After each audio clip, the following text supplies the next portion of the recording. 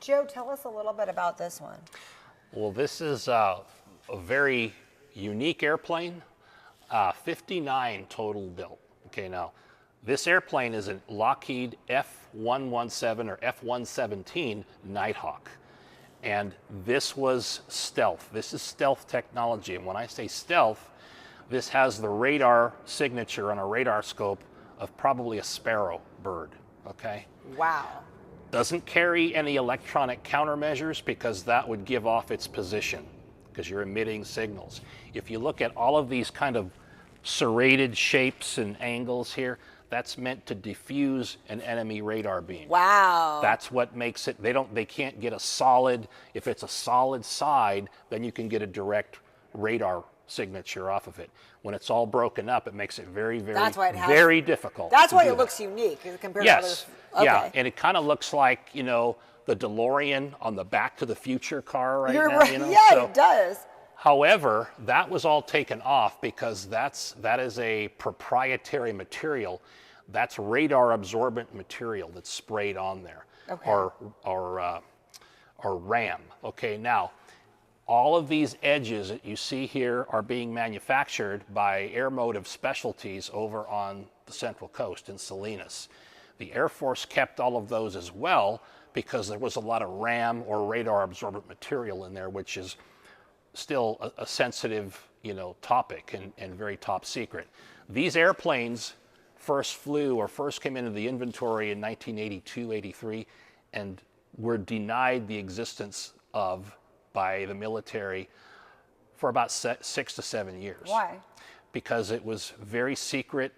What it had, the properties that the aircraft had, the stealth technology, we didn't want our adversaries to know about. So it was that top secret even? Yes. Wow. So they first were acknowledged in the very late 1980s, in late 1988, 89. They were first used that we know of in Panama when we deposed, I believe it was Manuel Noriega.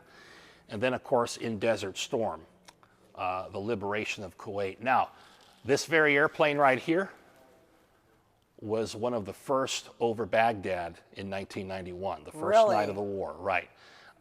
This was taken into combat by the pilot, Alton Whitley, 17 times.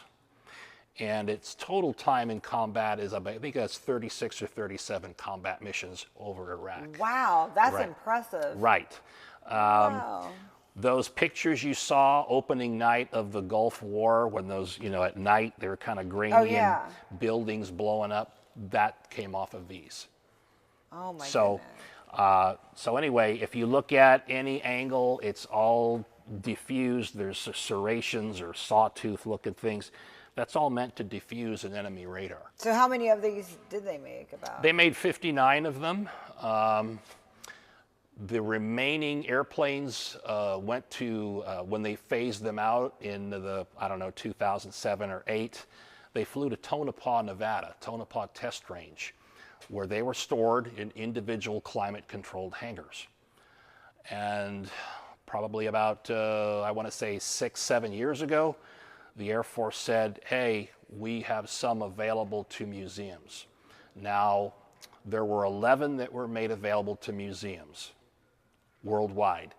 Castle Air Museum is one. Wow. So it is the only one of its type that you will eventually, when it's on display, that you will see anywhere between Southern California and up near Portland, Oregon. Wow. And not all of them even survived. Out of 59, only so many even survived. They all survived except one. Really? That's impressive. One was shot down in Bosnia in the mid-90s. I can't believe that's it. The only one was shot down. That was shot with down. All the combat. And the reason it was shot down is when they opened the bomb bay doors where the laser-guided bombs come out, there was a flat surface, and it was a lucky hit. Shoot. Yeah, so with that, You know, that was the only one lost in combat. So whoever was in there passed away too. No, they actually ejected and they were rescued. So Wow. they survived, you know. So if we look at some of this, you know, look at some of the equipment packages that were stored up inside. That's what's really impressive. Right. And that's what's really fun about being in the restoration hangar. 'Cause Absolutely. You can get a different view of it. Absolutely. You look up in here. Now here we're going to point out something. You can see the rack that would held the laser guided bomb, and it would drop down and swing out so the bomb would release from the airplane and find its target. The nose art, you see Toxic Avenger, is actually the original nose art that was replicated, and if you look at this photo of the gentleman on the left, Oh, wow. he still lives in Las Vegas. The restoration team located him in Vegas. He came here with his family and repainted this on the door. No way. The gentleman on the right is Colonel Whitley, Alton Whitley, who this was his airplane. He was the commander of the 37th TAC Fighter Wing, and he was the first Air Force pilot that was checked out to fly the F-117 other than test pilots. Wow. So they would fly out of Tonopah, and during the mid-'80s, were flying all over Nevada in the middle of the night. They could not take off before 10 p.m., and they had to be back on the ground and inside of their enclosed hangar by 3:30 a.m. The connection to Castle, too, is tanker pilots, tanker crews were given air refueling routes, kind of weird routes over Nevada, and they were told whatever you see is strictly top secret.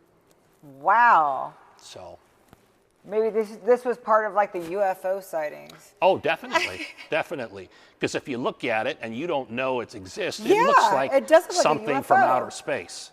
Okay. So see, guys, it wasn't a UFO. It was this. Yeah, it would not fly without a computer.